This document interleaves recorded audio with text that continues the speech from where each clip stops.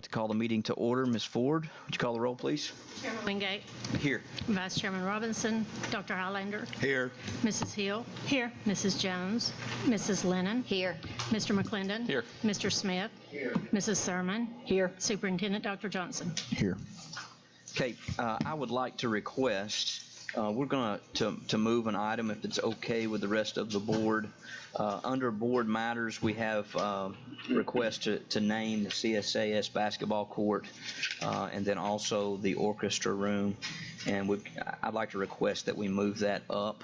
Those two educators will be here tonight for the meeting, and as opposed to making them sit through the entire meeting, move that up just under or after delegations so that we would vote on it there. Just that one item because there are other board matters. So anyone have any objection to that? Move to approve, if needed. Second. Is that approving the whole agenda or just that one item? That's the whole agenda. Okay, Yeah. all right. Dr. Highlander, Yes. Mrs. Hill, Yes. Mrs. Lennon, Yes. Mr. McClendon, Yes. Mr. Smith, Mrs. Sermon, Yes. Chairman Wingate. Yes. We will now recess to an executive session.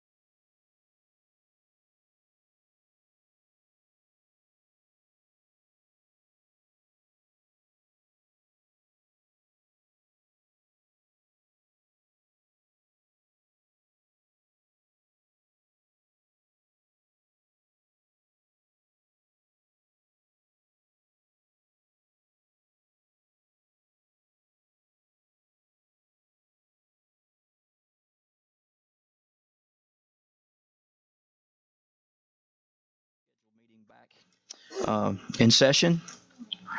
We will now have our pledge to the flag and our meditation by Mr. LaFrederick Thurkill, principal of Orchard Knob Elementary.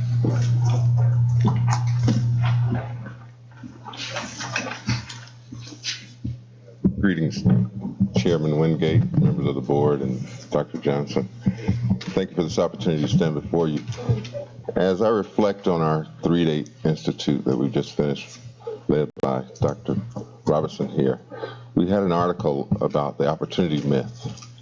And today, Dr. Drake showed us a video about equity. And Jill invited us to participate in a survey about innovation. And I was reminded of the words of the poem by Langston Hughes, A Dream Deferred. And it states, what happens to a dream deferred? Does it dry up like a raisin in the sun, or fester like a sore and then run? Does it stink like rotten meat, or crust and sugar over like a syrupy sweet? Or maybe it just sags like a heavy load. Or does it explode? So when I think about our work, from the board to the central office staff, principals, teachers, community leaders, our role as dream makers. And I want to encourage you as we continue to do our work throughout the year that when children come to school and they think about how we're preparing them for what they want to become in life, to us or to them, we're their dream makers. From the decisions that you make, from the decisions that central office make, teachers make, for them, we're their dream makers. So I want to thank you for all the work that you do in helping to make students' dreams come true.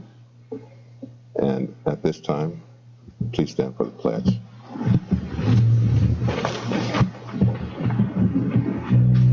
I pledge allegiance to the flag of the United States of America and to the republic for which it stands, one nation, under God, indivisible, with liberty and justice for all.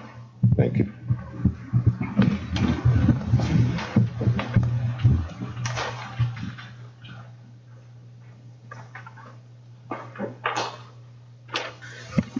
Thank you, Mr. Thurkill. Next, we will have our exemplars of excellence. Mr. Xavier Chavez. Dr. Robert Sharp will do this presentation. Thank you, Chairman Wingate. Very proud to have Xavier Chavez here today with us, a recent graduate from the Chattanooga High School Center for Creative Arts. And our board member, Jenny Hill, will be presenting him a certificate for his outstanding achievement.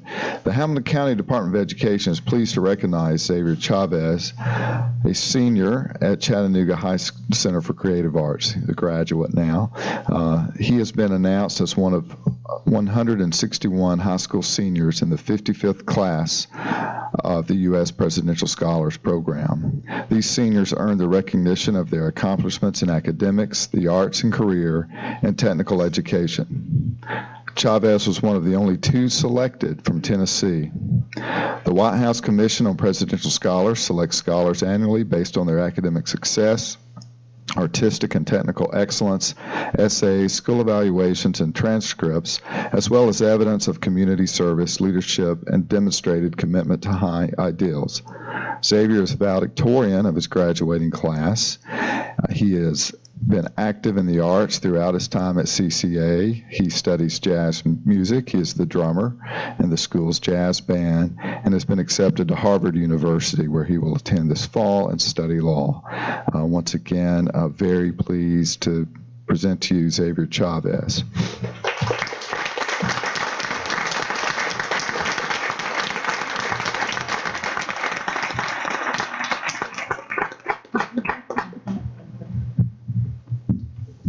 Yeah, Xavier, come forward, please. We're so proud of you. Good job.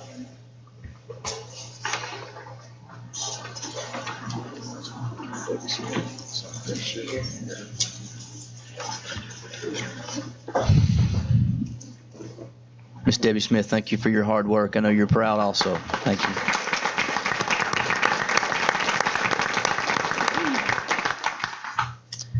All right, that brings us to our delegations. We will have Ms. Jeanette O'Markell.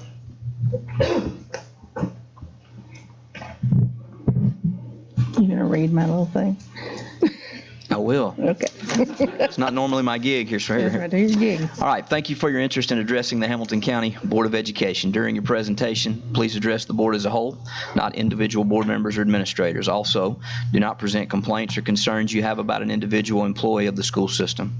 If you wish to voice those complaints and concerns, you should contact the central office and ask for a meeting with the superintendent.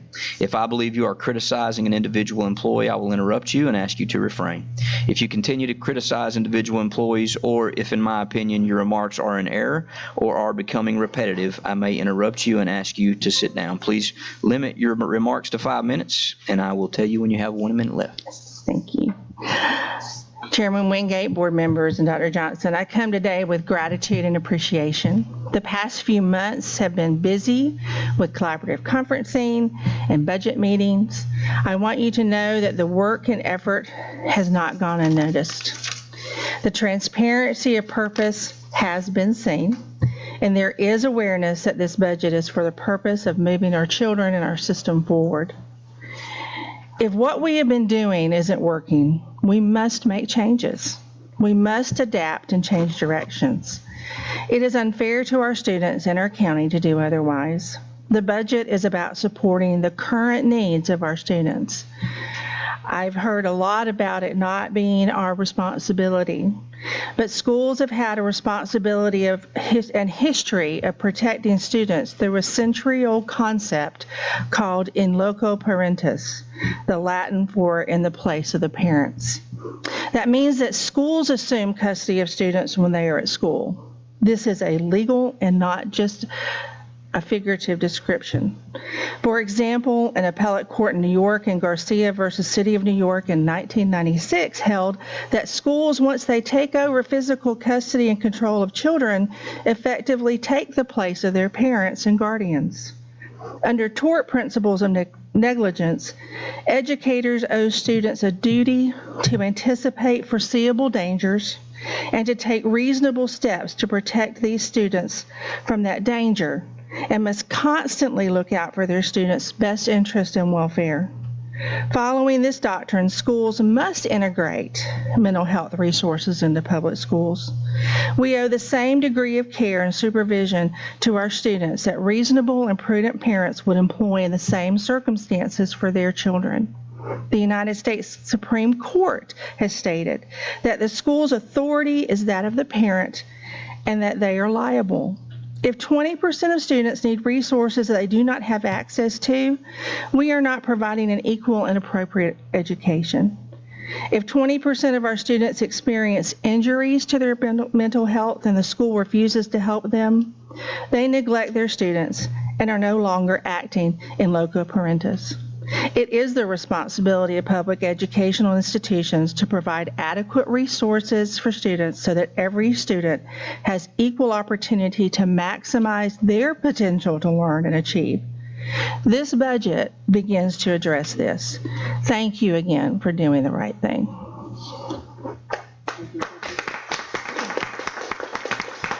Thank you. Next, we will have our item here to rename the CSAS basketball court for Coach Mark Dragoo and the orchestra room for Mr. Gary Wilkes. Before we do that, Mr. Jim Bowles, would you like to come forward and say a couple words? Thank you. Chairman Wingate, Dr. Johnson, and the rest of the board, thank you so much for this opportunity to say a few words about two gentlemen who have done some amazing things, not only for our school, but for the entire district and community. Together, these two gentlemen have 79 years of teaching under their belts, which I think is pretty amazing. Not all of those have been in Hamilton County, but most of them have. If I could, I'd like, if Gary Wilkes will come up first, I would like to just say a few things about Gary. Gary is our high school orchestra teacher. This year's graduating class actually initiated the idea to name the orchestra room after Mr. Wilkes. He is a powerhouse in the world of music, not only at CSAS, but in Chattanooga community and around the state as well. His orchestras are simply amazing. I love attending concerts where you get to hear the progression of beginner string students in middle school who have some funny sounds coming from their instruments, and then stepping up to the intermediate middle school group who play extremely well, and then on to the high school orchestra that plays so beautifully that you have to check to make sure you're not at the Tivoli seeing a professional performance. It's amazing. Gary has grown the high school orchestra to over 90 students, which is also amazing. We are actually having to consider a larger room. We almost cannot fit everyone in there. He leads professional development for Hamilton County Schools as well as at the state level. His orchestras continue to get the highest scores at state assessments and win top honors at festivals and competitions across the country. He has had students go to school and make a career out of what he helped begin. Some have become composers and others play in symphonies all across the world and in the United States. And I got a little list, and this is not a complete list. Antwerp Philharmonic in Belgium, New York Philharmonic, Boston Symphony, Philadelphia Orchestra, and the Dallas Symphony are just a few that I thought you might be impressed with. Gary has had a major influence on so many students here at CSAS and Hamilton County with his work with our school system as well as the Chattanooga Youth Symphony Orchestra. So let me present to you Mr. Gary Wilkes.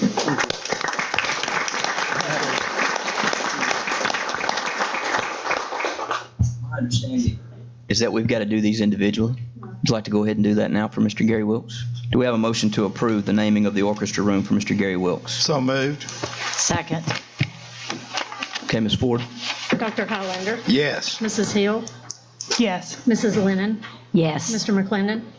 Yes. Mr. Smith. Yes. Mrs. Thurman. Yes. Chairman Wingate. Yes. Congratulations, Mr. Wilkes.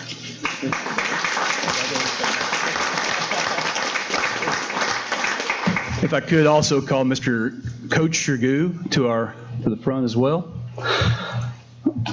So Mark also, he has been at CSAS for a number of years, almost 30. He is CSAS Athletics. He has been our athletic director for, well, I've been there, I'm starting my 27th year, and he was there prior to me. He was actually a mentor to me as well as a first year teacher, and we were across the hall and he helped me out quite a bit. He has such a culture with our program. It goes beyond the court. I've seen it. I've seen students come back to, he has celebrations during Thanksgiving and Christmas time at his own home for the players, both girls teams and boys teams, and you still see players coming back to their home. They're always part of that family. He's just created an amazing culture for us and always defended that. On top of all the things that I'm getting ready to tell you, he is also a level 5 teacher, which I think is notable. And he is too, but they don't do that for his subject. But let me just read a list of his career. 700 plus wins, 538 of those are at CSAS. 15 regular season championships. 77 district game win streak from 2005 to 2011. I think that's 77 district game win streak. That's amazing. 10 district championships, 2 region championships, 9 sub-state appearances, 4 state tournament appearances, and 2-time state runner-up. If I could present to you Mr. Coach Tragoo to name the gym floor after him. Thank you.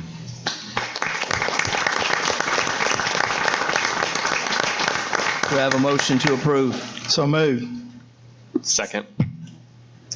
All right, Ms. Ford? Dr. Highlander. Brief discussion. Yes, go ahead. Made me smile that Mr. Wilkes gets a room and Coach Tragoo gets the gym floor. I think that'll help keep you humble. All those wins under your belt. There you go. Well, Coach Tragoo, I know that the many times you've swept that floor, now you'll get to read your name when you sweep it, so. Try to keep it cleaner. There you go. No gum on that spot. That's right. So moved. Joe Smith. I'm sorry. I don't think I ever got a call right when I was working one of your games. I never got a whistle right, never got a call right, but I'm going to get the call right tonight. Congratulations. Okay, Ms. Ford. Dr. Highlander. Yes. Mrs. Hill. Yes. Mrs. Lennon. Yes. Mr. McClendon. Yes. Mr. Smith. Yes. Mrs. Sermon. Yes. Chairman Wingate. Yes, congratulations, Coach Dragoo. Thank you all. Please come forward. Yes. And Mr. Wilkes, please come forward.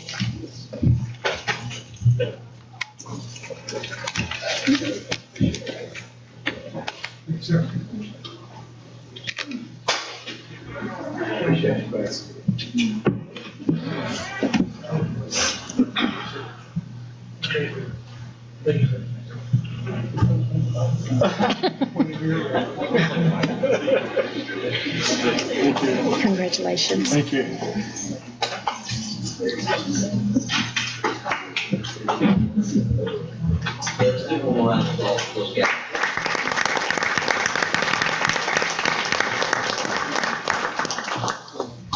All right, do we have a motion to approve the consent agenda? I want to pull some things. I don't know when that happens. Motion to approve. Second. Okay, any items to pull, Ms. Hill? Yes. Too bad Chris is not here. She doesn't get to see my Post-its. I would like to pull 7D1V. So that's under bids and contracts. It's the CKLA curriculum materials for pilot. I would also like to pull 1W right under that. It's the EL curriculum materials for pilot. And I would like to pull 7G1, the year-end bullying prevention compliance report.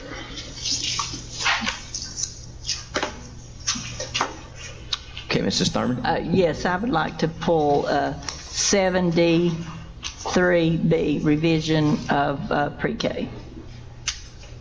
7D. 7D3B, yeah. Mr. McClendon? 7D1B. What is it? B, it's the solid waste removal bid. That's a really sexy one. Yeah.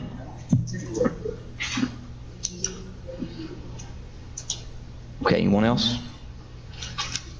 All right, so we had both our motions, correct, Ms. Ford? Okay, Dr. Highlander. Yes. Mrs. Hill. Yes. Mrs. Lennon. Yes. Mr. McClendon. Yes. Mr. Smith. Yes. Mrs. Sermon. Yes. Chairman Wingate. Yes. Okay, Mrs. Hill. So these two contracts, the curriculum materials for pilot, I'm pulling them because I'm just interested to understand better the plans for the pilot programs for this language arts curriculum and just a little bit more information about it, please.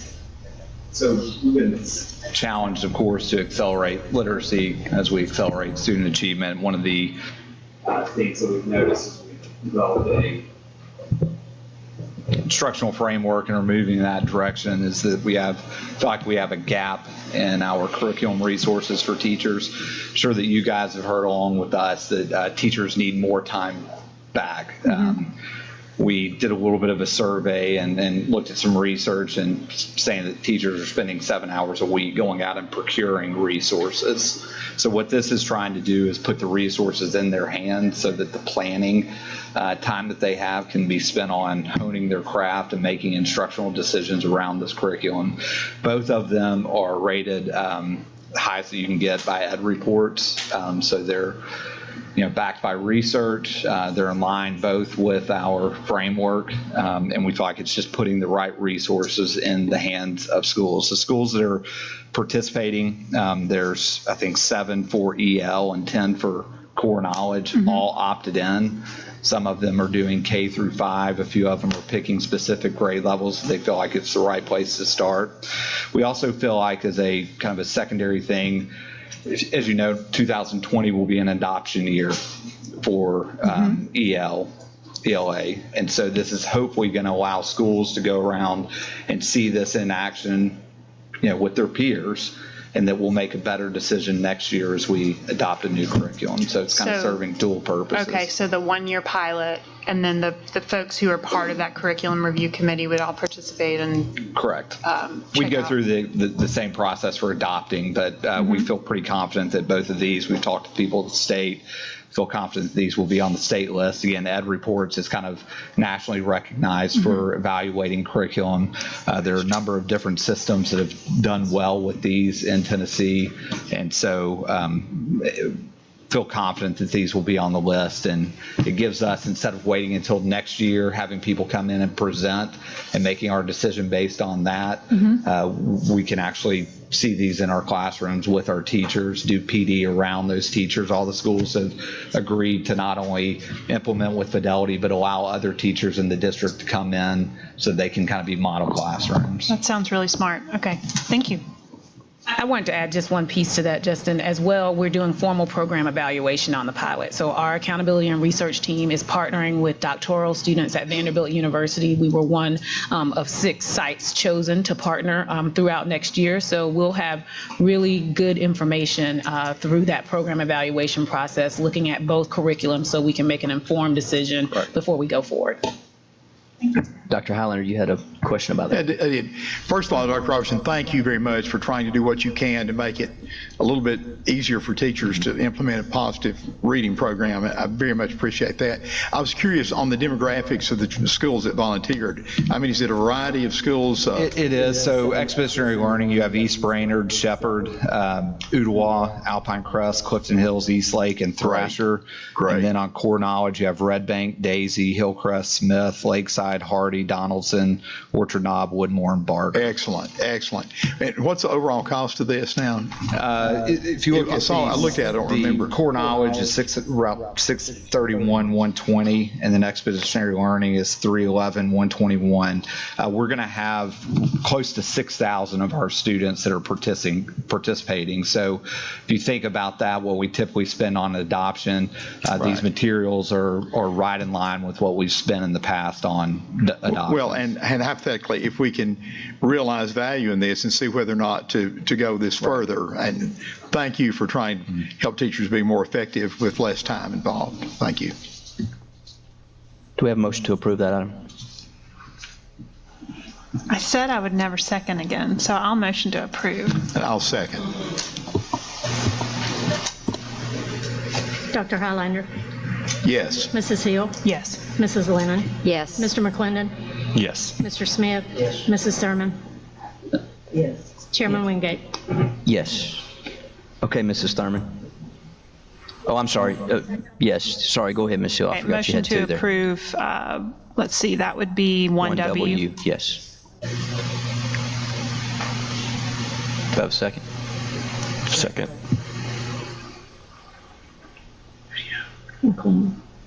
Dr. Highlander. Yes. Mrs. Hill. Yes. Mrs. Lennon. Yes. Mr. McClendon. Yes. Mr. Smith. Yes. Mrs. Thurman. Did we say how long this program was for? How long?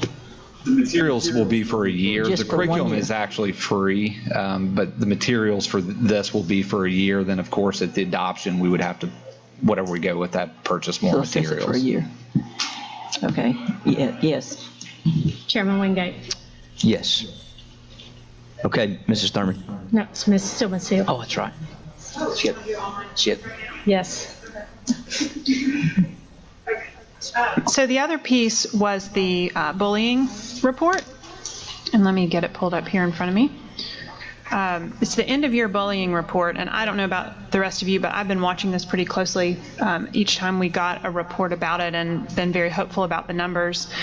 Stood out to me that we have an almost 50% reduction between this year and 2016 year-end totals. Just seeing some real improvement. So I was hopeful that that you all might speak to that, just help us understand what's been done and who we need to thank. Karen Glenn, if you'll come to the mic. She does our bullying prevention work for the district.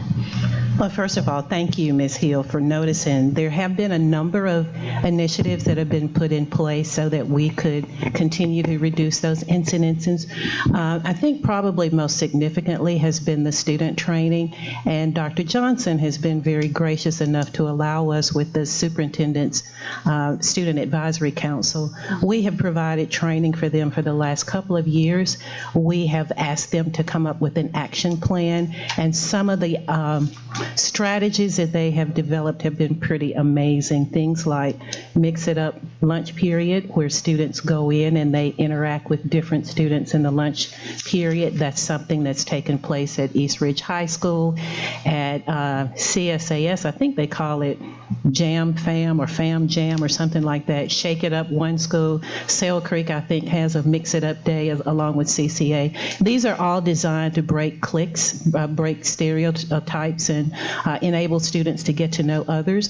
Another initiative that we've started has been an empathy-based training. It's called Move to Stand, and we've done that at the middle school level, the purpose of which is to develop empathy. We know that the lack of empathy is responsible for all antisocial interactions, whether it's fighting, bullying, or whatnot.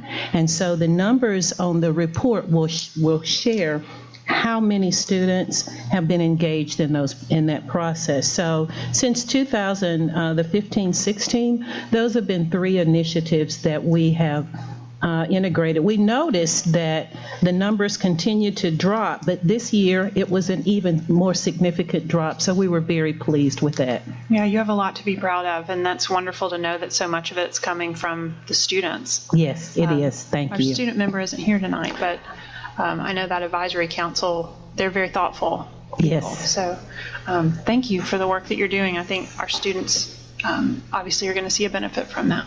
Thank you. So motion to approve that. Second. Dr. Highlander? Yes. Mrs. Hill? Yes. Mrs. Lennon? Yes. Mr. McClendon? Yes. Mr. Smith? Yes. Mrs. Thurman? Yes. Chairman Wingate? Yes. Mrs. Hill, have we exhausted your sticky notes yet? I have one, but it's not for the consent agenda. Okay. All right, Mrs. Thurman? Yes. I'm looking at the state-funded pre-K programs. I noticed in here there are 29 of our classrooms that have providing that each one of these pre-K just takes up one classroom. Is that correct? I think there's 35 in all, but we don't house the Chambliss shelter. We house that pre-K. We don't. We do house it. If we have one, we may have specific. We may have one, and I believe there's several that are housed at Chambliss that we work in partnership with. Okay, but no, I'm talking about just in our school buildings. So we have 29 classrooms in our school buildings. Yes, ma'am. So that are there's housing pre-K. Yeah, there's 2 at Chambliss. There's 3 at the Avondale Head Start Center and yeah, I see Cedar Hill. I see those Head Start. That's the reason I took those off. So we have 29 classrooms. I'd have to do quick math. It may be a couple more than that. I've got the list. Do you want me to? Well, 6 from 35 is 29, so I'm pretty simple. I'm talking about all of them, including the VPK and not just the. So we could have more than 29. Okay. So I've noticed that some of the pre-Ks are in some of the our schools that are overcrowded.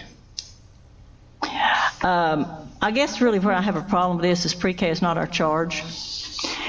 And we keep going back to the taxpayers and asking them to pay for additions onto some of our schools that we're housing something that's not even our charge.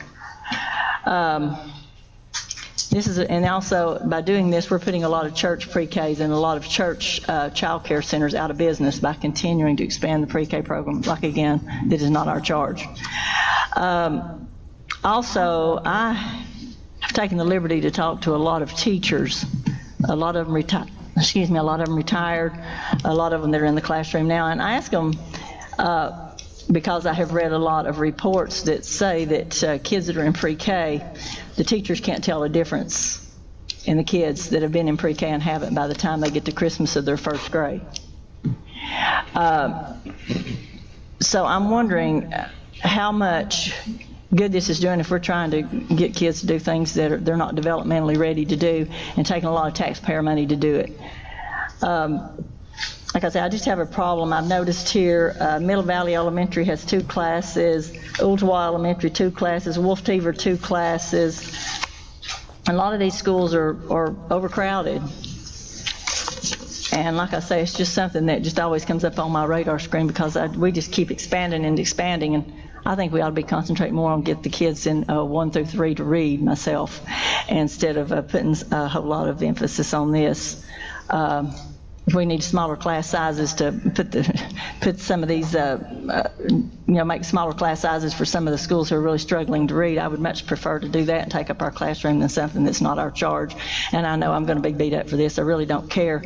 But like I say, again, I will ask anyone to do their own research and find out about pre-K, see all the studies that have been done about it and what's been said about it. But like I say, I just noticed when we talk about additions onto schools and we tell people that when they want to get hardship into schools, I'm sorry, but this school's overcrowded.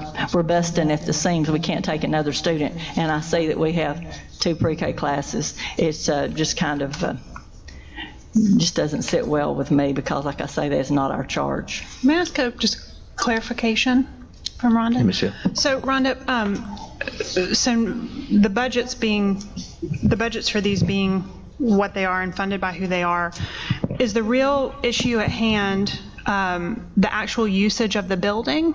That's a lot of time. Because of the overcrowding? So, and then too, Jeannie, I think that we're just forcing the kids, we're putting them in a structured school environment. I say we, us old people, we just went to school for 12 years. Tucker went to school for 13 years. These kids are going to school for 14 years. It's just like anybody that has kids that play Little League. You get your kids started at 5 years old playing 100 ball games a summer, they're going to burn out on baseball really quick. So philosophically, it happens to a lot of kids. So I'm just saying that we are just making these kids that are just babies be in structured school environments before they're developmentally ready to be. I just see a lot of problems with this. Plus, we're putting a lot of churches and a lot of people that run daycares out of business by continuing to expand this program, because at this rate that we're going to expand it, every school in the county is going to have at least 1 or 2 pre-K classes, and these were meant to be for, if I am correct, for the economically disadvantaged is what it was started to be, and I've asked to see who was in these classes for years, and I have yet to be able to find out, because I know all these kids in these classes are not economically disadvantaged. So recently we were given the requirements for who attends them. So philosophically, I'm hearing you say you're opposed to pre-K participation and certainly expansion within our system, but so are you advocating then for, I mean, the reality is the budget is there from assorted sources. Are you advocating for public-private partnerships to move them out of our schools just so that we are able to... I would think, yeah, they could go to churches. There are a lot of our churches that have vacant buildings, educational type buildings, that we could put them in churches or do something. Sort of like how Chambliss runs. I don't know if the churches can apply to get this money to do the pre-K. Mm-hmm. I don't know how that's set up, if it has to be like the Hamilton County school system. Because as it is, I mean, they're self-funded programs, and we're completely in compliance with who attends them and how they get into them. I would beg to differ, because we get around that a little bit with some of our... Well, there's 3 different types, am I right? Like 2 or 3 different types of pre-K programs with different requirements of who can participate in them. When you say we're expanding and we'll get to a point where there might be pre-K in every elementary school, I think you're making parents' heartbeats go, because that would be a wonderful, I think there are a lot of people who would disagree that pre-K is not appropriate. It's not our charge. It's not our charge. I hear you. I agree. I mean, it's not in our strategic plan. It's not our charge. And is it benefiting the children? Education. I'm not just looking at helping out parents with not having to pay pre-K. I would love to do that myself. I pay for my granddaughter's pre-K. So, I mean, that would be lovely. I think parents want more opportunity to get their children in pre-K. But does it, parents want a lot of opportunity to get their kids ice cream sundaes for lunch. So, that's not our charge either. What I'm saying is, does it help them academically by doing this? Is there any proof whatsoever that this helps students academically, because the more we expand pre-K, I'm looking at the scores. I mean, everybody in here is eat up with data. We have data running everywhere. And so far, I haven't seen it. It's I've not been there. hearing good things from the Camp K program that 2.0 Well, is that's doing. what, for a few weeks? It is, yeah. And so, Okay. I mean, it's just interesting. That's one of those public-private partnerships that I'm going to go observe at Rivermont on Monday. They've got them all over the county. I really don't care who pays for them. I'm just saying it's not our charge, and it's taking up our buildings, and it's cost us, we have all these millions, hundreds of millions of dollars of expansion that we've done on our schools. And some of them are busting at the seams. And some people are not allowed to go to these schools that would like to go to the schools that it is our charge. And we can't go because some of our schools are going to be getting more and more pre-Ks. I don't know if it just So it makes could sense be to interesting to look for other facilities for some of these, if there were other Oh, places if we're going to maybe. do it, I mean, at least, free up some of the space in the schools. Any other discussion? Do we have a motion? Motion to approve. Second.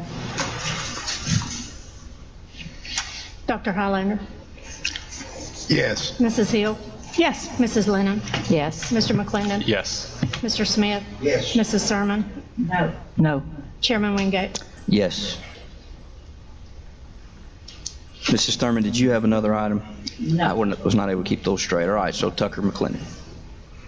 Yeah, this contract, I guess, for who takes our trash and whatnot from our schools, it's just severely out of date. The bid process was in 2013. I don't know necessarily if we need to rebid it, but the way the contract is written, and I know we can be invoiced monthly, but it's still including Birchwood Elementary, East Brainerd Intermediate, the old East Brainerd, Falling Water, Gants Valley, the old Ooltewah Elementary School that's not even there anymore. Falling Water's not. I mean, so just an update maybe to the contract itself. And I know we can be invoiced monthly per the contract, but what does that cost? Because this cost is based on those schools and their yardage in it. So whatever the cost is probably isn't the correct cost in this contract. But it could be, I don't know based on it. So when this was bid, it was awarded for a 4-year base contract with 4 additional 1-year options. And so fiscal year 1920 would be the next to last option to renew before we have to bid it anyway. One thing about the base bid to consider, so we got 3, when we bid this out, we got 3 responses from the 3 largest waste disposal companies, and the one awarded was the lowest bid. I wouldn't see any reason to rebid it because I wouldn't see any trends or indication of market changes that would actually lower our price. When we bid it in 2013, we actually got a lower price by about $40,000 compared to the previous contract, but we were also coming out of a recession. I think we would see the opposite now if we rebid it. As far as the base bid is concerned, that price is a calculated base price for purposes of responding to the bid, so that we do have base prices to compare from all proposers. That is not necessarily the amount we would pay. So every time they service a dumpster, they keep track of it, they log it, they invoice us only for the dumpsters that they service, and it's at the price that's used to calculate the base bid. So this is an amount we would pay if they were to service every dumpster within this document for the entire period of the contract. So now we're paying for only what they service, which would be less than what's in here. There may be some buildings we've added since then as well. I just would like to see like something that has kind of a real count. I mean, I know it's probably a small change, but it is 6 years old, and I don't know why we would be voting on something that can't get updated in probably a day. Right. This is one of those types of services when you generally would lock in the pricing for an extended period of time. Although generally, as I've been here 6 months now, and as I move through looking at procurement strategy and processes, I would prefer to move to a concept where we have 3-year agreements with optional renewals and only do the options when it makes sense. Do we have a motion? Motion to approve. Second. Dr. Highlander? Yes. Mrs. Hill? Yes. Mrs. Lennon? Yes. Mr. McClendon? No. Mrs. Robinson? Mr. Smith? Yes. Mrs. Sermon? Yes. Chairman Wingate?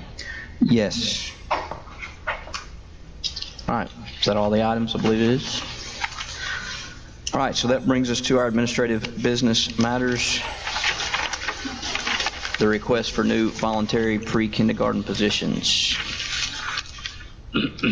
Have a motion to approve. Motion to approve. Second. Mrs. Thurman. Yeah, it just dawned on me what you were saying a minute ago when we asked about the things being 29. So counting these, it'll be 31. And then you said there were some that were, we have some paid pre-Ks, people that paid for pre-K at some of our schools? Not on this list, so there would be. I know, but do we have them? I don't care if they're on this list Right, or I don't not. know that you would, I guess there are a couple of pre-Ks, but there's also some self-funded, yeah. They're self-funded. We have one at Normal Park, and we have another one where? Westview, I believe. I'd have to look at that. So one at Westview, so it's 29, 30, 31, 32, 33 classrooms. What I was. Take up by pre-K. And 2 of those are self-funded, meaning that people pay just like they would if they went to a pre-K somewhere else. Why do we do that? I guess I don't understand. Why do we allow to compete with churches and other child care providers? If I remember correctly, just as a taxpayer, I remember reading about some of the self-funded or the payer preschools that allow for staff to use them. Am I right? Which is a staff retention tool? Correct. I think this will be helpful. I'm passing down, and this is what I was referring to a minute ago, Ms. Thurman, is that this document that I'm handing you shows all the pre-K side. So there's more than what you were referring to because there's state Title I funded, and this also has the eligibility requirements of what a student has to meet. So if you look at the document that you're about to receive, the very top one is the state Title I funded pre-K. There's 12 of those sites, and the criteria is the student must be zoned for a Title I school and also meet Title I eligibility requirements. Second one is Title I funded pre-K. Again, students must be zoned for a Title I school and meet Title I requirements and so on and so forth.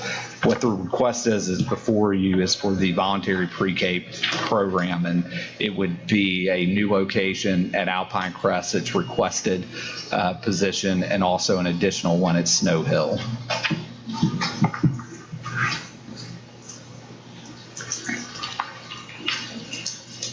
Good question. Mrs. Thurman, you want to respond there? You want to chew on that for a minute? Mr. McClendon. Is this how it's done across the state, that everyone goes into a school and they give, if it was Nashville or Knoxville, they give them a classroom? But it's a consistent practice. Yeah. When I was in Shelby County, I was in an elementary school that had a Title I pre-K program.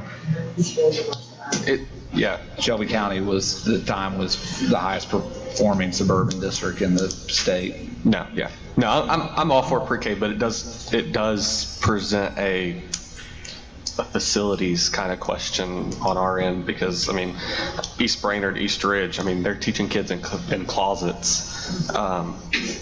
You know, I know I'm all for pre-K, but it's an interesting dilemma that the state puts us in. Yeah, here's what I would mention about. So I had a chance last, I don't know what day it is, the day before yesterday, to visit one of the Camp K sites and spend a little time at Barger in some of those classrooms. They've got Read to Be Ready going on, and they also have Camp K going on in that building, and sitting with some of those students that will be kindergartners. To be very honest, if it weren't for Camp K, there's some that wouldn't even be close to ready, and I'm looking at students thinking, man, they really, I'm personally, I'll just speak candid, I'm an advocate of pre-K. I value pre-K, and I speak on that, and I always have to go personal, but I speak on it as a father.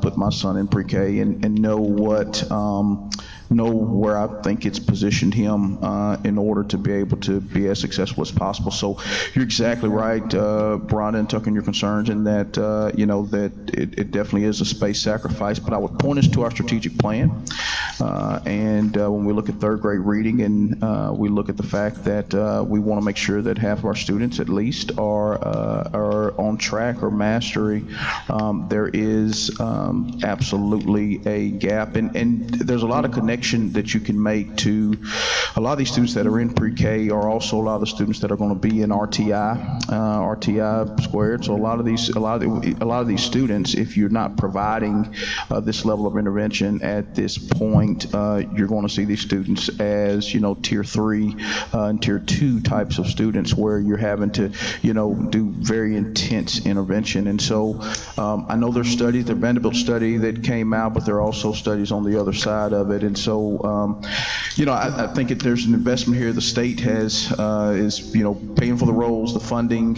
for it. Obviously, we're partnering from a facility standpoint, but when you look at the students that are accessing this, they're students that frankly need it, and it is positioning them a little bit differently. The one last thing I'd say is that I've heard this theme, and I think this can go unmentioned. Obviously, there's academic value, but there's also procedural value from the standpoint of classroom routines and structures, and I think that can really be missed. How much more ready, so to speak, that students are once they arrive. I've heard from many school leaders and many teachers about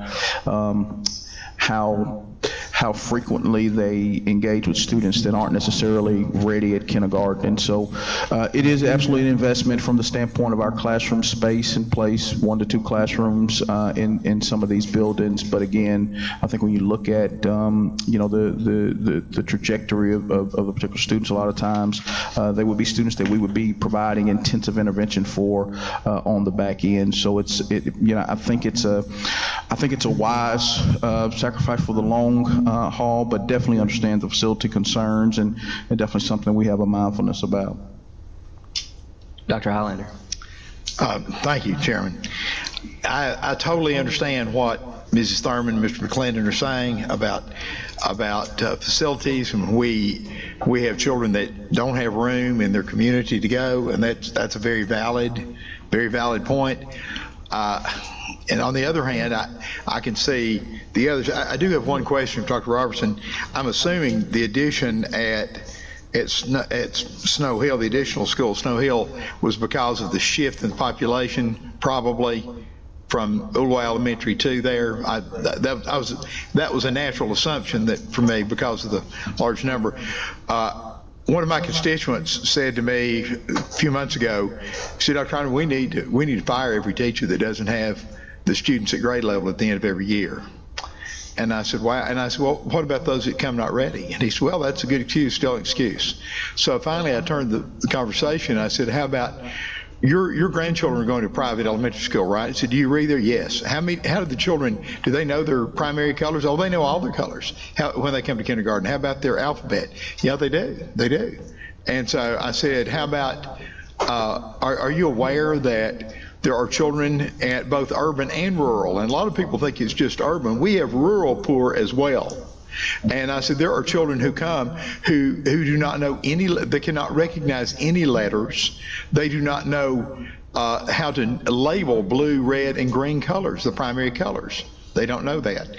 And I will say that these opportunities, and I also have been in Camp K, and I think it's an opportunity for those children to get some things. Now that's 4 weeks, but it is an opportunity. Somehow we need to look at, our primary concern is meeting the needs of the children that we are responsible for, yet on the other hand, some of those children come not ready, and so I said to my friend, I said, oh, so the kindergarten teachers, if they don't have the child ready for first grade reading at the end of the year, when they don't know colors or letters when they start, we need to fire them? He said, oh, well, I see what you mean. But that's, up and down the line, that's the case. The children need to be as prepared as possible. So I think there are many children that need kindergarten, although there are probably some that take advantage of the situation that probably are not eligible for it. But thank you. I do see value in it, but I'm also concerned about the facilities. Mrs. Thurman.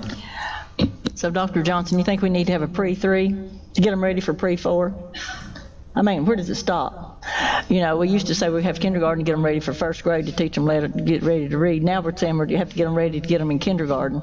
I mean, you know, I've been around a long time, so I've heard all of this. I've heard all these arguments. And I went through, and I have file cabinets at my house that have old newspaper clippings. I have them divided up into math, reading, ACT scores. I have it all from back in 1997. I pulled up the ones about reading, and the reading had been abysmal since 1997. So that was before we did all the pre-K stuff. Now we've done the pre-K stuff, and I see the reading scores have really not improved hardly any at all. So if the reading scores improve, it's not because of pre-K. Because, like I said, the teachers that I talked to, and a lot of the evidence, not just from Hamilton County, but across the nation, kids that were in Head Start for years and years scored no better than the other kids in Head Start's been around for a long time. So, like I said, I've heard all the fluff. I've heard all of the sounds good and wonderful. I've heard it all. I want to see it. And so far I haven't. Maybe you can prove me wrong.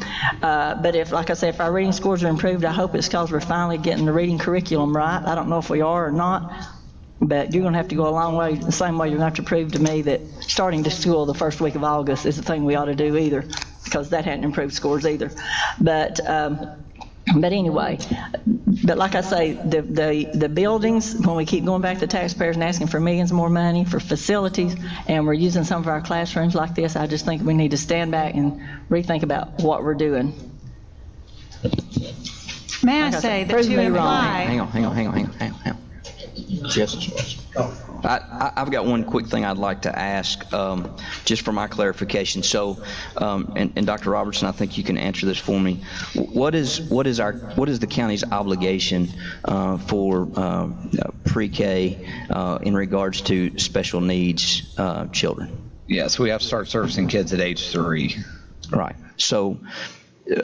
Because I hear all points of this conversation, but there is some level of a charge from the school system for pre-K. Now, it may not be at the level, and I will say also, just from experience with that, my children went through some pre-K at some private institutions also, where they were involved in special needs or inclusive pre-K, and so many times what happens is typically developing peers backfill the slots that are available. Correct. And the easiest way to do that, you can talk about whether or not it's the most effective way, but the easiest way to do that is for a teacher in a building who's got a child who's that age to.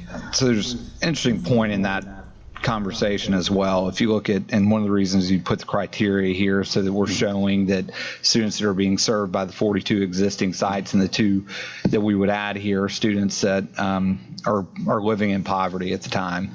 And historically, those students are, aren't evaluated at age 3 for services. A lot of them go actually unidentified because they're not in a setting that a disability would be identified.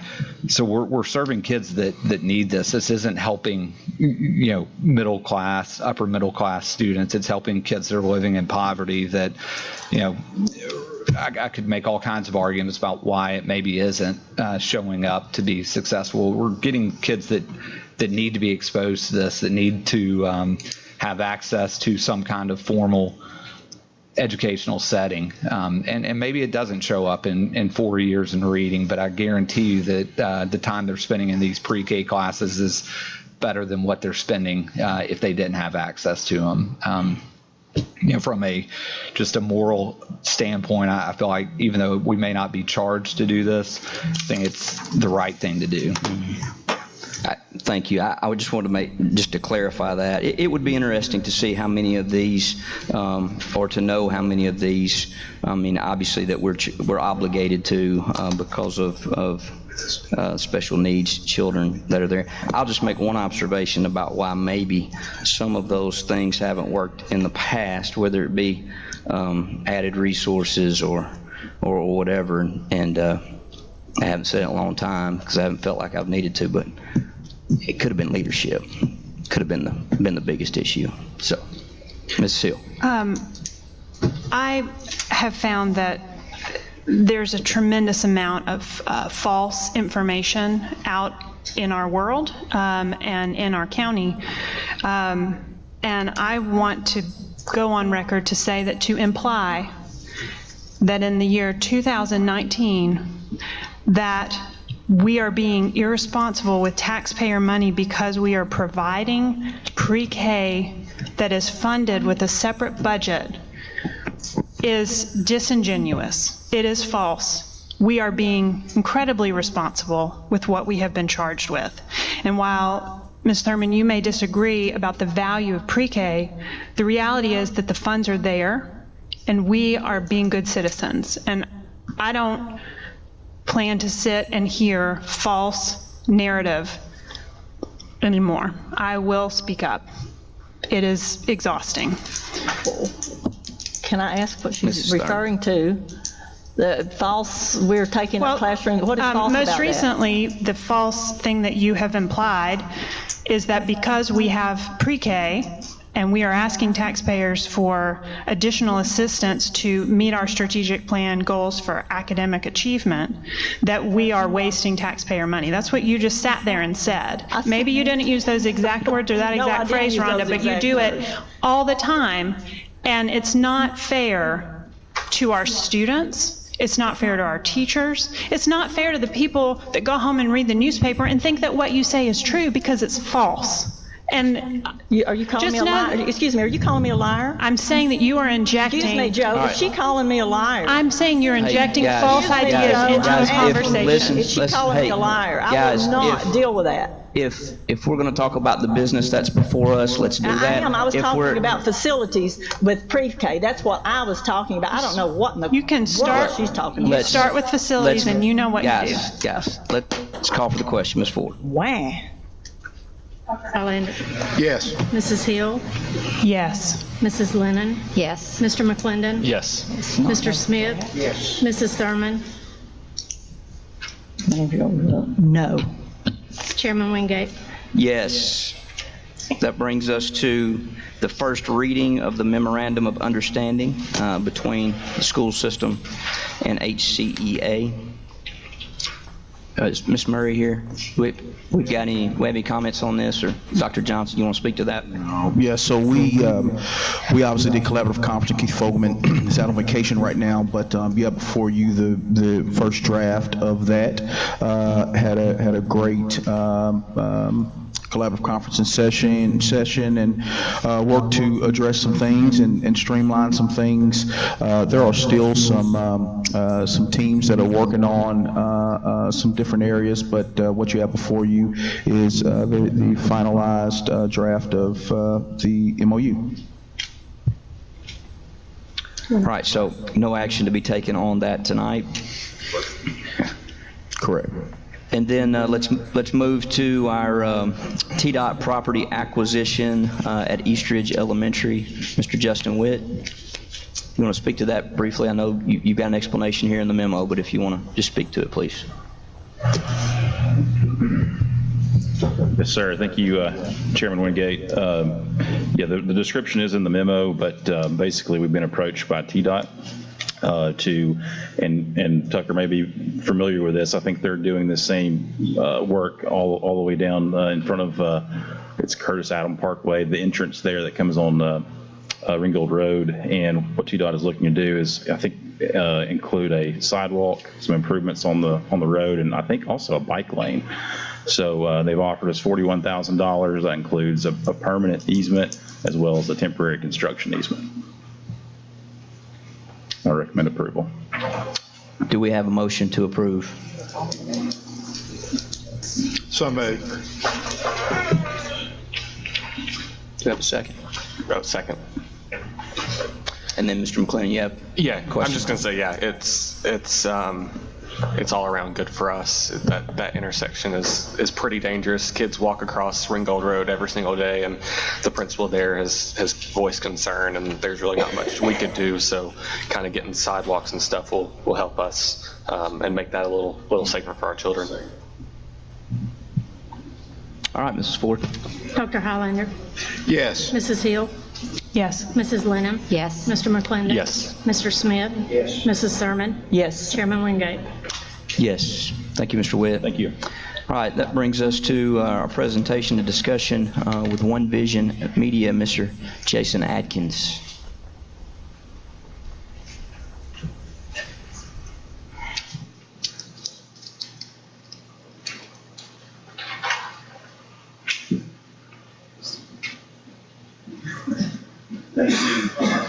Thank you, Board and Superintendent, for allowing us the opportunity to present one vision for how we might benefit Hamilton County. Let's make certain we're set up over here. My name is Jason Atkins, and this is my wife operating the PowerPoint. Her name is Shannon, and we are the founders of One Vision Media. One Vision is a company that is new and looking to break new ground with regard to opportunities in technology to benefit school systems. We look forward to presenting our vision to you tonight. Sorry, I lost my notes. Shannon and I have both served in education in a variety of ways. Shannon was an educator as a teacher for years, and I served multiple educational endowments as a professional investor, ranging from Ivy League schools to Duke University and the University of Florida. Our family's experience with technology and media dates back to 2007 when we founded a social media enterprise to reach out to digital arts and filmmakers. Through that, we went on to produce over a dozen, actually 3 dozen, short films and a feature-length movie that has been seen by millions around the world. For the past several years, we've been in retirement, and recently we've been asked, why are we coming out? And the reason why we're coming out of retirement is to address what we view as being systemic problems and an opportunity to try to help need where it exists today. Currently, we live in DeKalb County on a farm in the Upper Cumberland, about an hour and 30 minutes from here. It's an underprivileged community. There's a lot of under-resourced. Just like earlier, it's not always inner city. There's rural communities that have struggles too. And we had the opportunity through that to see the difficulties that board members like you struggle with every single day. These are real hard decisions, and you're dealing with real money, and it's not easy.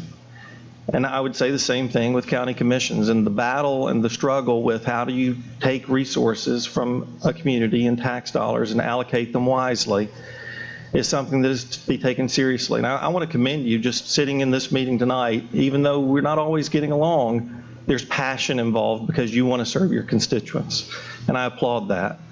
It's actually been very encouraging to watch some of those that have been honored tonight as well, and the excellence that this community has brought to the table. And I think I just want to honor each of you as you're sitting over this situation, that you have been charged with important duties, and I'm thankful that I've gotten the chance to see some of the examples that have come through the system recently, and I just would continue to encourage you to keep doing a good job. So within the system that we live in, we've experienced some things that were somewhat discouraging. My wife had the opportunity to be a booster club president, and we got to see firsthand the need that couldn't be met. There were children that were asked, and parents, to pay for shoes and equipment and other things that frankly they just did not have the resources for. Some children didn't even have parents. And through that, we came to understand that there's a real problem and an issue of how to get resources where they might be to help students participate in extracurricular activities and learning in the field in a way that would provide them opportunities and prepare them for their future. What we have come to conclude is that everyone wants a better world. And so we have a vision, a world reaching its potential by playing together. Now, what does that mean? Well, everyone here wants opportunity to participate, wants opportunity to be free, wants opportunity to help their neighbor, wants opportunity to connect in a community that can bring value to those around them. But often the resources aren't there.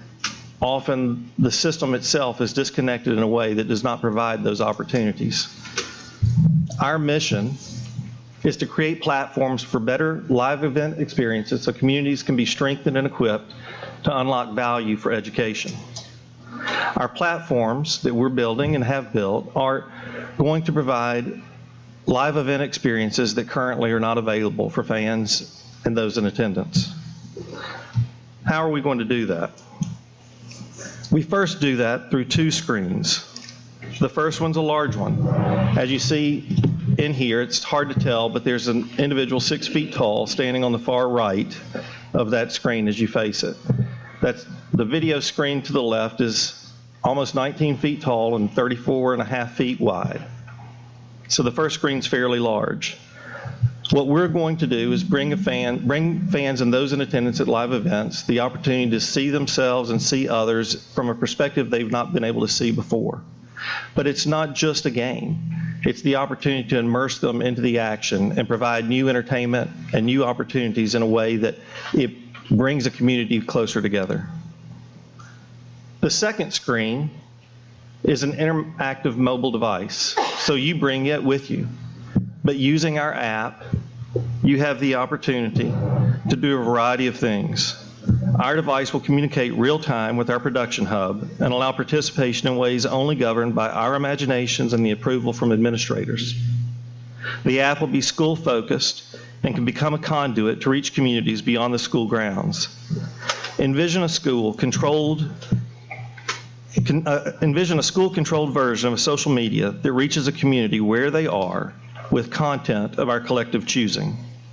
That information can be many things: PSAs, concert performances, or calendar reminders. If we can dream it, the possibility exists. If Ooltewah High School in Hamilton County becomes our beta site, this Board of Education will have a unique opportunity to help shape what can be. Friday nights are only the beginning of an opportunity for interactive learning. We envision students from around Hamilton County involved in CTE or future readiness institutes focused on media to have opportunities to shadow professionals, earn credits towards certificates, and as their knowledge grows, work productions with our team.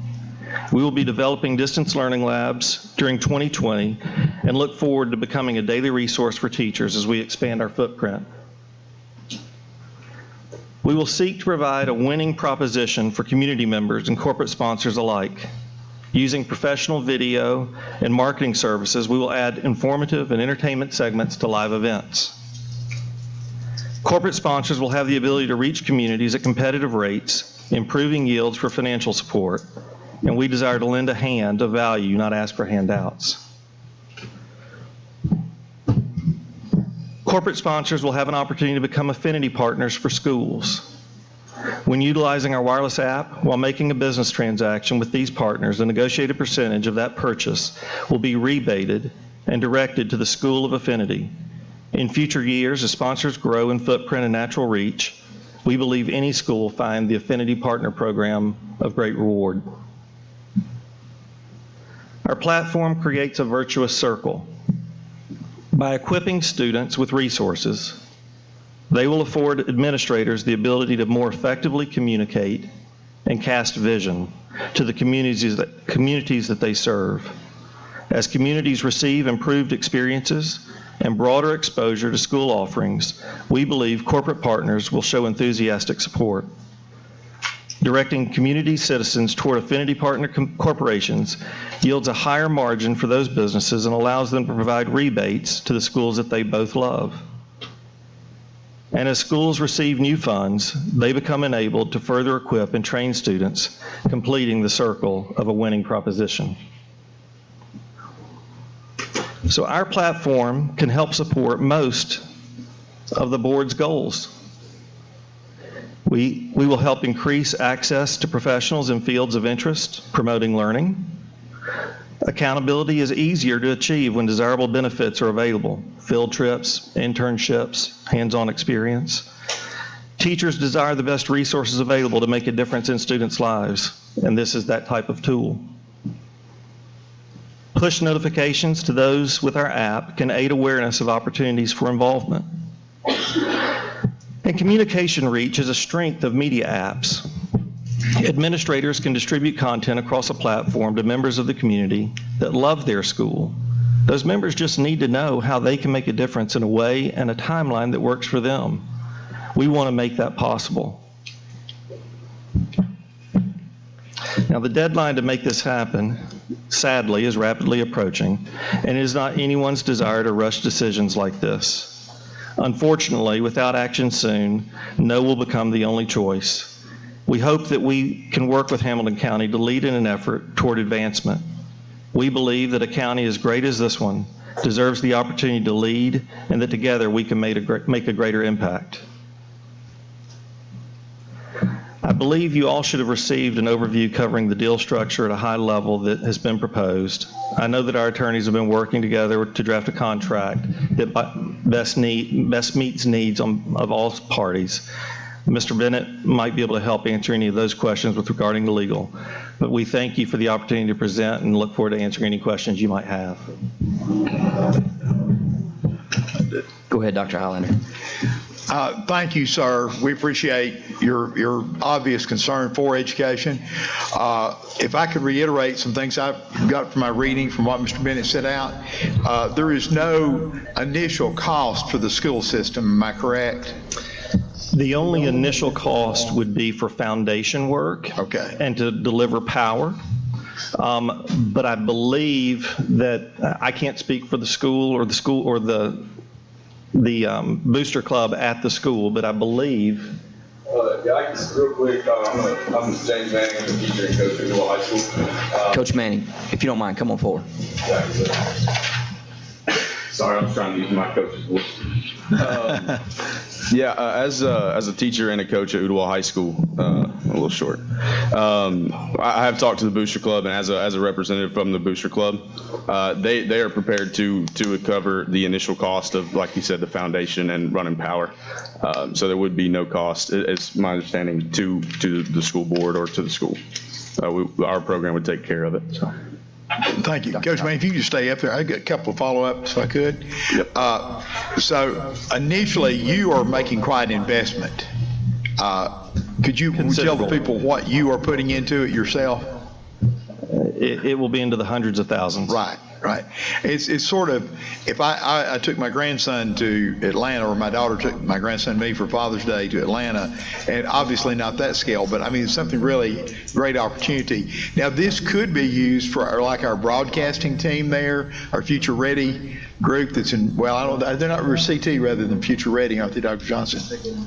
I'd say it would be a CT class rather than but we do have a new audio-visual class there that they would have access to that and be able to use it, do you think? Correct. There's actually two. I believe there are going to be two audio-visual classes, if I'm not overspeaking. Is that correct? From my understanding, it's a brand new program. We're bringing the AV program to Ooltewah High School. So this year will be a base start. And I'm not sure as far as what will go into it. I know they're doing AV1 and AV2 in the fall and the spring. But yes, they'll have access to use it, and they'll, from my understanding, work with his professional men. So it hopefully will extend beyond Ooltewah High School from an AV perspective. We will be producing live events, predominantly football this year, because that's the only segment we've currently produced the software to automate and run properly within our system. We'll be adding different platforms in years 2, 3, 4 that will cover other sports and ultimately performing arts, so it can extend beyond an athletic field into other venues. But yes, we will be working directly with, and I've spoken to Principal Cass. We look forward to working with the AV teachers at Ooltewah High School, and frankly, we hope that with board leadership and collaboration, we can find a way to have students at other schools and AV departments and future readiness institutes partner with us in a way that they can get some hands-on experience as well. And would you envision, if this is effective and productive, would you envision maybe spreading to other schools within our system? Our intent is to make this year go well and expand considerably next year. Thank you. Mr. Smith. A great concept, and I've seen other places, but let me tell you, I'm not the smartest guy in the world, and I admit that, but that contract is impossible to understand. So I hope that y'all will simplify that a little bit, because maybe I'm the only one, but as I read through that thing, I didn't understand all those numbers. That's a comment. My question would be, when those panels, the advertising panels, who is responsible for selling those panels? And then I know that the school would share in the revenue from that. I understand that. But who is responsible for selling them, and what happens if they don't sell them? We are responsible for selling them, and if we don't, I lose a lot of money. Okay. That's where Mrs. Thurman. Okay, legally, I've been here long enough to know we've been sued for lots of different things. Are you a single source provider? Are they the only people that do this? And is there going to be another company that's going to come in and say, hey, listen, we do exactly the same thing and we didn't get a chance to bid on this? I don't know. And number two, about the advertisers, do we have any kind of a say about what advertisers you get? Because there's some people we don't want advertising on our school jumbotrons. Sure. I believe Mr. Bennett can discuss where we stand on the advertising process as it pertains to approval, but you definitely would get say there. Sure. So let me speak to that. That was one of the things that I was the most concerned about speaking with Council for One Vision, because we get people who complain about what booster clubs put on the chain link fencing at football games, and you have people who credibly say, school officials who credibly say, I didn't know that was there, because they're watching the football game. And then we have to figure out how to get the fish hook out after it's already in the thumb.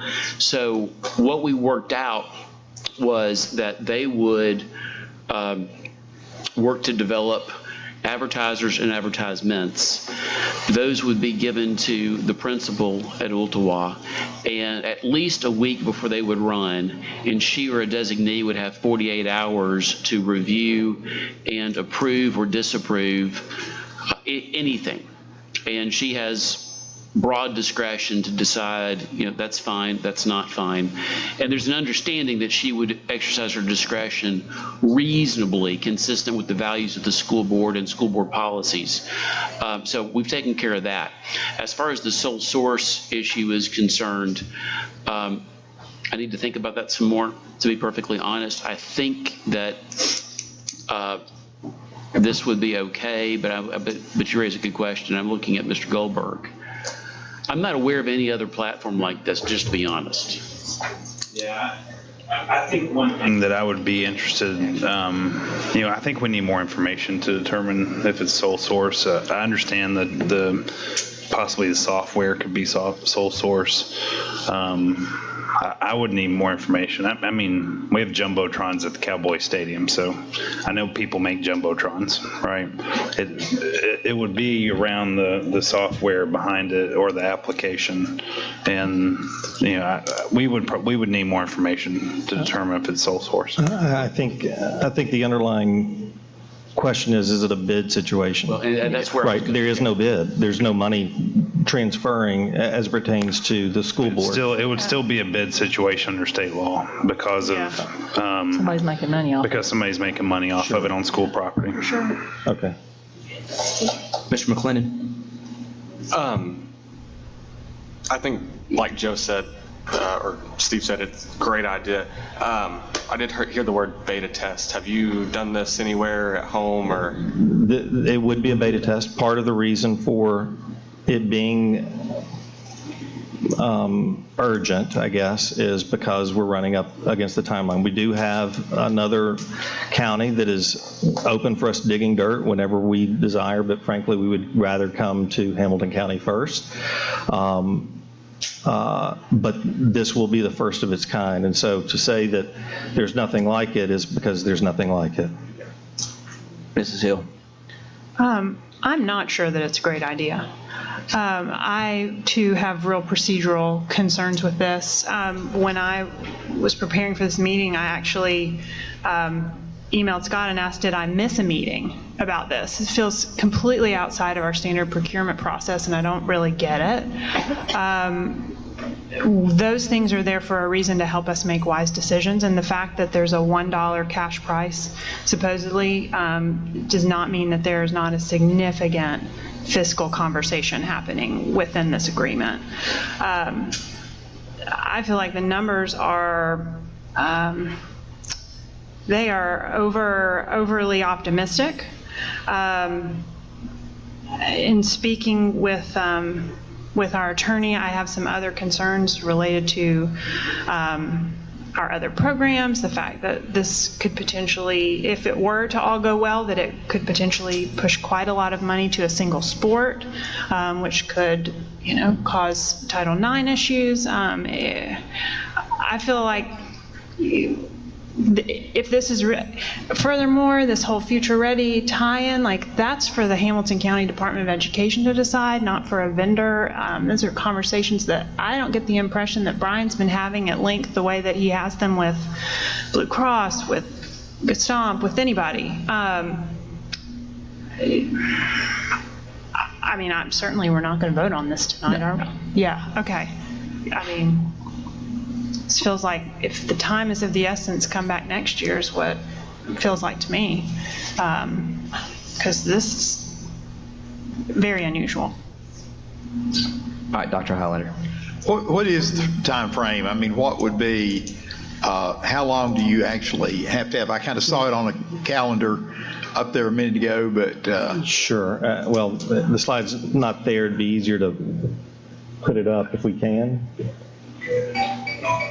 The construction process will take, well, we need soil samples first, and then we would need to make certain geological tested, so everything from an engineering perspective is proper. That would take 7 to 10 days. Then it would take 30 to 35 days for construction, assuming weather is good. Then it would take 10 days to install the actual boards and systems and test them to make certain that they're in proper working order. If you run that math, assuming people don't work on the 4th of July and we can't even begin to get that soil testing and geological done until there's some type of agreement, there's about a week and a half, 2 weeks of cushion before the first game. So we're looking about, I was trying to do the that math in doesn't my take head. into consideration anything with regard to the actual corporate partner relationship building and that process, which will be an ongoing thing. I'm sorry, I didn't mean to interrupt you. No, I was looking at 6 to 7 weeks. I was sort of in my head, is that ballpark correct? That's good, close. positive, that's low scenario. Positive thinking. But positive thinking scenario, yeah. It's, and I don't think, I didn't perceive that it was just football. I was perceiving that it would be all sports and performance eventually, is what I was hoping. We will be developing platforms that will allow for alternative sports other than football. We're starting with football, but we will be adding alternative sports other than football, and with the intent of ultimately providing a platform for performing arts as well. And with that, the goal will be, as we develop distance learning classes online for teachers to be able to use that as supplemental to the AV program that they're already using. We're making early conversations or having early communications with the state board as it pertains to added certifications for AV. We would not do anything, obviously, in opposition of what any school teacher or school district would desire. We look to be an added resource, not taking away. So I think, if you don't mind, Jenny, I think we're not going to get anywhere with this now. We've got much to talk about and chew on here. Obviously, many more questions than probably we anticipated coming in. But Mr. Atkins, thank you very much for coming and making the presentation, and we appreciate your time. And I have much to talk about in regards to this and questions to be answered. So thank you very much. Thank you. All right, so that brings us to events and announcements. Obviously, 4th of July, Independence Day coming up, and our next board meeting will be on the 18th. Do we have any other announcements to be made? Mrs. Lennon? I think that we're throwing around the date of July 11th for a policy review at 5 o'clock. And Tiffany is at the hospital right now, so we should be getting an announcement about a new baby Robinson. Mrs. Thurman? Joe, I did talk with Dr. Bradshaw about the, where are we on the new discipline procedures? Yes, we made some progress. Hopefully, we will have it prepared maybe the week after the 4th.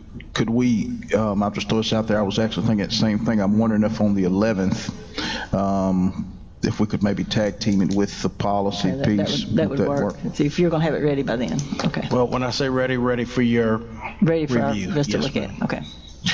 Only thing I'd mention is bring it together. There's a bunch of, there's just a ton of, I stopped by Tuesday, all my days run together this week, and visited. There are contractors, you would be just blown away at the contractors and the businesses that have given their time and their effort and what's really happening there. So I believe tomorrow's the last day. Saturday's the last day, and so great. It's just a great. It's a great project that's going on there, and so if you get opportunity to stop by and tell them, they've done everything from building up the floor in the press box to painting every classroom to redoing floors in classrooms. It's just really amazing. Ace Hardware, I'm going to get people missed here. Ace Hardware, CBL, Regions Bank, Unum with a big four, I believe, and there were so many others that really stepped in. So it's a great process. Ms. Thurman? Joe, I just want to thank you for the group of young people that came up to Soddy Daisy Middle School and did a terrific job up there. Jane was just ecstatic, and I personally want to thank you for letting us know about that. It was great. There is. I'm glad you said that, Mrs. Thurman, because there is much more of that coming. They'll start actually next week. There'll be a group here, hard to believe, of young folks here through the 4th, through that holiday. But then I want to say upwards of 500 to 600 will descend on this place next month, and so all of you presented schools that needed help, we reached out to those. I think we'll be able to do a little bit more than we've already lined some things up, actually going back into your community, Mrs. Thurman, I believe next week at the high school also, but trying to make sure that they've got plenty of work to do, and they were excited about being here, and that one group's actually coming back this next month. So. Okay. And I guess one last thing, I believe July 27th is Come Together, Better Together. We can be better together by coming together. And so a Better Together Day. So what we're going to try to do, and this will be the first year we're doing it almost on a medium scale, we'll try to get bigger, but it's just one work day in all of our schools. We'll ask parents and community members to sign up at particular schools, and principals are kind of identifying different things, but whether it's pulling weeds or, if somebody has a skill or a trade. So we're really trying to make sure that as the doors open, Justin and his team do a great job, but that we do all we can for our facilities to make our students feel excited about returning. Speaking of facilities, do we have any idea when the facilities, besides the end of July, 1st of August, is that still where we are? Absolutely. Yes, it'll be end of July, the 1st of August. They were here last week before last, doing, was it suitability, where they were looking at the academic side and environment and getting some feedback from the team around that. And so they'll be back in the next several weeks, and end of July, 1st of August is when we'll finally get a full report that'll be comprehensive. Okay, Mr. Atkins, again, thank you for coming. We'll continue to discuss that. And if no other announcements, meeting adjourned.